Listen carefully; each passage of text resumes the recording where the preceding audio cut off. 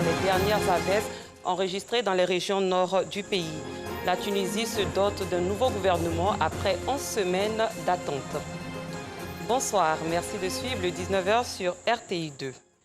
Plusieurs endroits de la ville de Grand Bassam sont inondés en cause des récentes pluies diluviennes tombées dans les régions du nord du pays qui ont entraîné une montée des eaux dans la ville historique. Une situation à laquelle tentent de faire face les populations avec le soutien du gouvernement. On en sait plus avec Joël Gosset.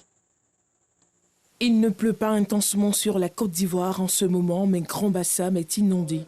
Comme en 2019, plusieurs quartiers proches de la lagune sont inondés. Il s'agit de Phare, Petit Paris, Moussou, Quartier France. La montée des eaux, quand ça commence, ça va tellement rapidement qu'on ne peut pas dire aux gens commencez à plier vos barrages. En 2-3 jours, on s'élève et puis tout envahit. Chaque année, à cette période, on ne peut pas travailler. À cette période de l'année, les fines pluies de ces derniers jours ne règlent pas le problème dans la ville balnéaire. L'eau règne en maître dans un décor insalubre, ce qui rend difficile l'accès au domicile. Certains se déplacent avec des bottes, d'autres les pieds nus. C'est ici que Koulibaly Ouattara vit, au quartier Odos 2 depuis 2007. Marié et père de 7 enfants, il est impuissant face à cette situation. On a un problème vraiment très sérieux. Bon, depuis le mois passé, on est dans l'eau ici, on ne sait pas comment on va s'arranger pour régler ce problème. Maintenant, on s'est levé, on voit que vraiment l'eau là, vraiment se monte plus qu'avant encore. La dernière année, là, on voit que l'eau là, quand ça monte, ça vient vraiment, ça prend l'entrée et la commune. Pour rentrer dans la commune, c'est tout un problème. La montée des eaux met à mal les activités commerciales et augmente l'exposition à certaines maladies. Avec l'eau là, franchement, les enfants surtout, les maladies, palus, et puis bon, on n'arrive pas à dormir. Parce que quand tu marches dans l'eau, franchement, c'est pas agréable. On ne peut même pas aller dans notre activité, c'est fatigant. Donc vous voyez ce cas-là, vraiment. Au quartier ici, nos sœurs qui sont de l'autre côté là même, là, c'est pas possible. Elles souffrent, franchement, elles souffrent. Nous, au moins, on arrive à se déplacer un peu, mais de l'autre côté, c'est pas possible. Informée, la ministre de la Solidarité et de la lutte contre la pauvreté, Miss Belmondo Dogo, s'est aussitôt rendue dans la ville classée patrimoine mondial de l'UNESCO pour apporter au nom du gouvernement des vivres et non-vivres aux sinistrés. Des dons remis lors d'une rencontre au centre culturel en présence des autorités municipales, préfectorales et coutumières. Nous le savons, il y a quelques années de cela, l'inondation avait causé des morts. Cette fois-ci, nous rendons grâce à Dieu, parce que nous n'avons pas eu de perte en vie humaine, mais plutôt des dégâts matériels. Alors nous sommes venus, au nom du gouvernement, apporter la compassion à nos frères et sœurs qui ont vu leur habitation inondée. Une fois encore, le niveau de la Comoué est monté à Grand Bassam. Et bien que la situation ne soit pas aussi dramatique que celle que nous avons connue par le passé, certaines habitations se retrouvent tout de même inondées. Et vous avez souhaité, une fois encore, Madame le ministre, faire parler votre cœur et venir saluer les populations, leur délivrer un message de réconfort et témoigner de votre solidarité par des dons. Je voudrais donc vous témoigner, Madame le ministre, notre reconnaissance, vous remercier. Une fois la nuit tombée et sous la pluie, la délégation s'est rendue au domicile des personnes sinistrées qui n'ont pu se rendre au centre culturel. Cependant, Bassamois et Bassamoises ont tous espoir que ce phénomène deviendra très bientôt un lointain souvenir, car les travaux de réouverture de l'embouchure entrepris par le gouvernement au quartier France sont destinés à mettre fin à ce calvaire. Nous restons dans la sous-préfecture de Grand Bassam. La pose de la première pierre de l'école primaire publique Jean-Louis Moulot de Yakassé 1 a eu lieu ce lundi, marquant ainsi le début des travaux de construction de cet établissement. Coût de l'ouvrage composé de 2 bâtiments et 3 classes, 44 millions de francs CFA. Anicette Conan-Blessing. Ambiance des grands jours à Yakassé 1, village de plus de 3000 âmes situé dans la sous-préfecture de Grand Bassam. Venu communier avec les populations, Jean-Louis Moulot y était pour honorer un engagement, celui d'offrir une école primaire à cette localité dans l'optique de l'école pour tous. Le lancement du chantier de la nouvelle école a été fait par le premier magistrat de la commune de Grand Bassam, en présence de Diarra Mamadou, consul honoraire de la Moldavie en Côte d'Ivoire et des responsables de la communauté éducative.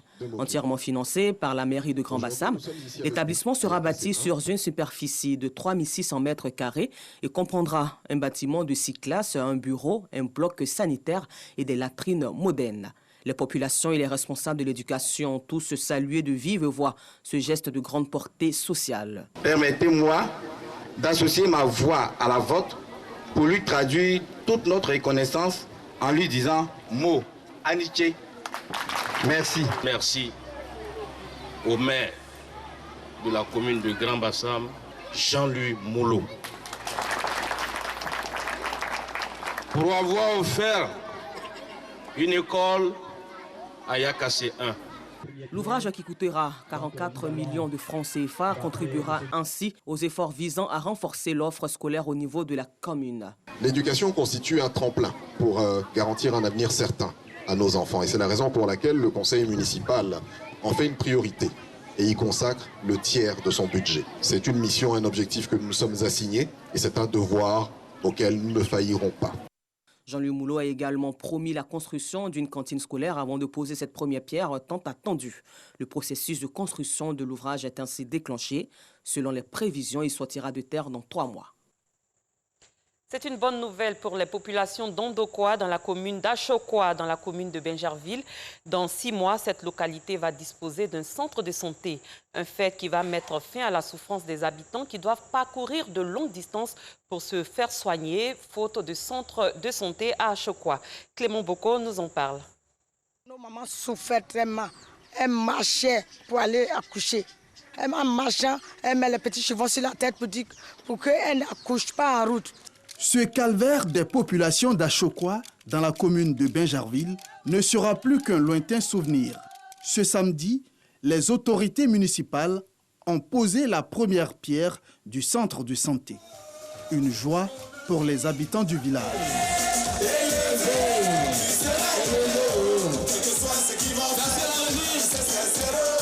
C'est un grand soulagement pour moi et pour la population d'Achokwa.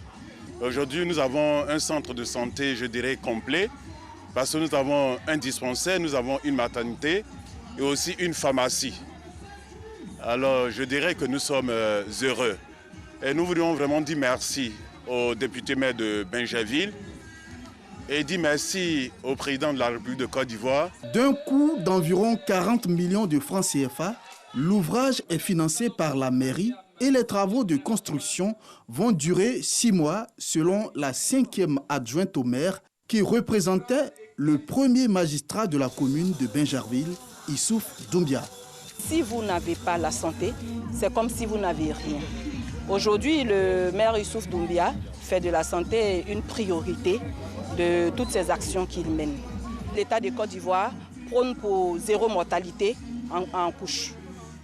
Pourquoi ne pas offrir une maternité pour qu'on puisse atteindre non seulement l'objectif de l'État de Côte d'Ivoire et ensuite aussi l'objectif du conseil municipal de la commune de Bingerville. Profitant de l'occasion, les populations ont égrené quelques doléances afin de sortir le village de sa léthargie. Vous voyez, l'électricité. Aujourd'hui, on aura bientôt un centre de santé, mais s'il n'y a pas de château d'eau, vraiment ça sera difficile pour même le personnel soignant ici et même les populations qui vont aller se soigner et tout ça. Parce qu'on en a besoin, ça va du pair.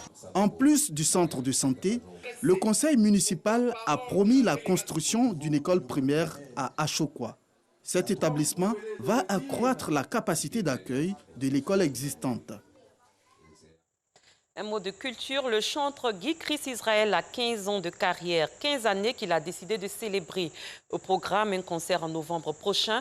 Il était aujourd'hui face à la presse pour en parler, une rencontre à laquelle ont pris part nos reporters Afisiata Dosso et Rosemont Kini. Ils m'ont pillé contre toi, marabouté contre toi, fétiché contre toi.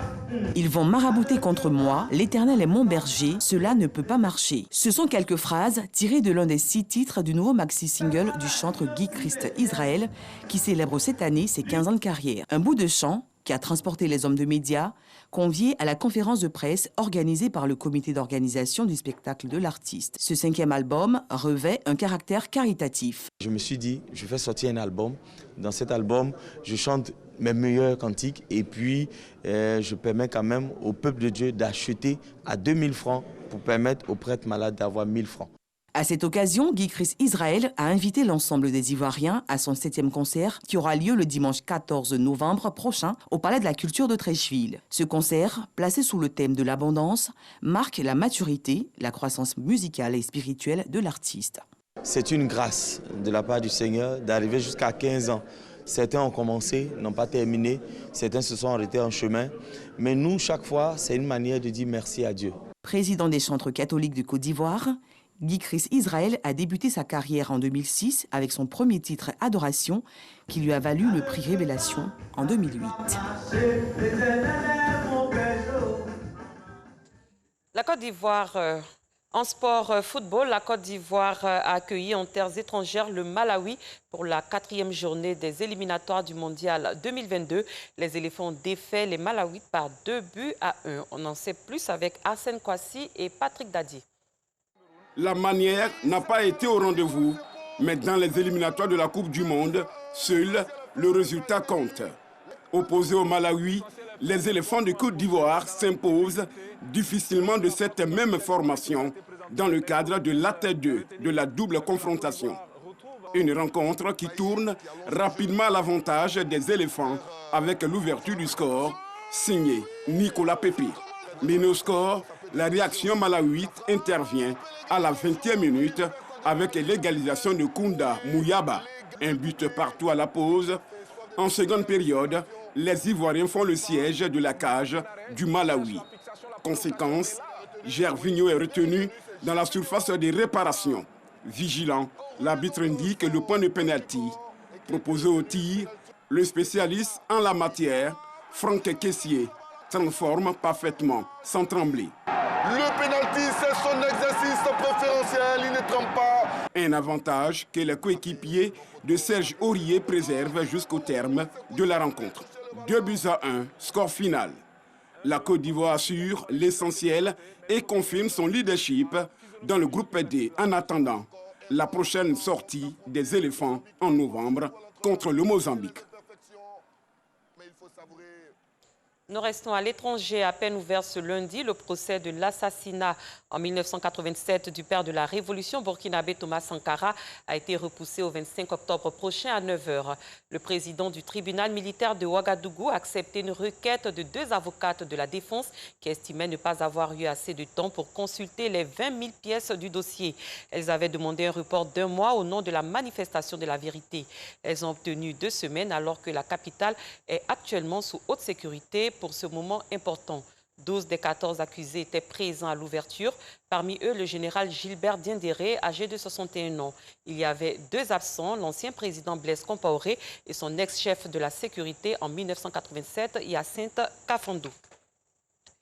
Après 11 semaines d'attente, la Tunisie a un nouveau gouvernement. La formation de l'équipe dirigée par Najila Bouden, nommée au poste de Premier ministre fin septembre, a été annoncée ce lundi par le président Kaïs Saïed. Nous en saurons plus dans nos prochaines éditions. Le prix Nobel d'économie a été récompensé ce lundi 11 octobre. Il a récompensé 3 spécialistes de l'économie expérimentale. Il s'agit du Canadien David Card, l'Américano-Israélien Joshua Angris et l'Américano-Néerlandais Guindo Imbens. Fin de cette édition. Merci de votre fidélité. Très bonne soirée. Je vous retrouve demain.